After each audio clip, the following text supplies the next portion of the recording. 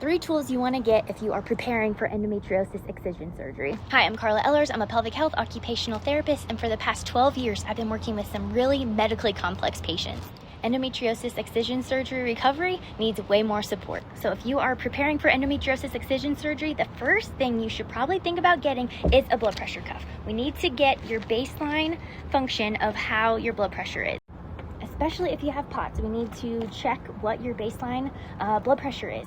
And so this is one of the first things when you wake up from surgery, asking the nurse, will you check my orthostatic vitals? So they're gonna check your vitals, or at least your blood pressure and heart rate, laying down. Then you're gonna sit up, and then you're gonna stand, and they're gonna check your blood pressure to see if it's dropping. If it's dropping, likely you have dehydration. So when you go to sit up and you get dizzy or lightheaded, feel like you might faint, that is potentially orthostatic hypotension, and we need to be checking for that.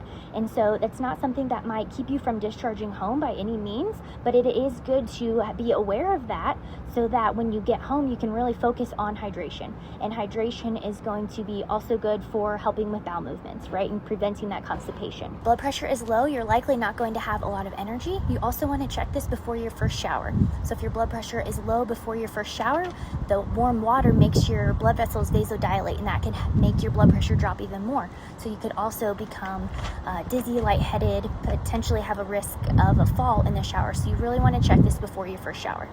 The second tool you'll want to get is an incentive spirometer. Now you should hopefully get this from your hospital. Ask your nurse to get you one. This is the best tool to start retraining your diaphragm post-op.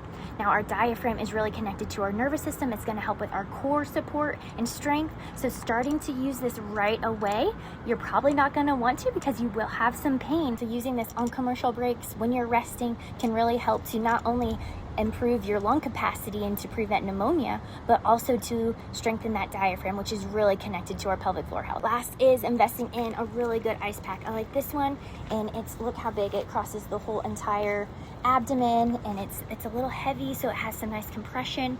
Make sure you're putting in a pillowcase so it's not directly on your skin, but this is really good to help with inflammation, pain management, any deep infiltrating endometriosis, and you had to have some work done on your bowels. This is really good. It's nice and big to put along the back side.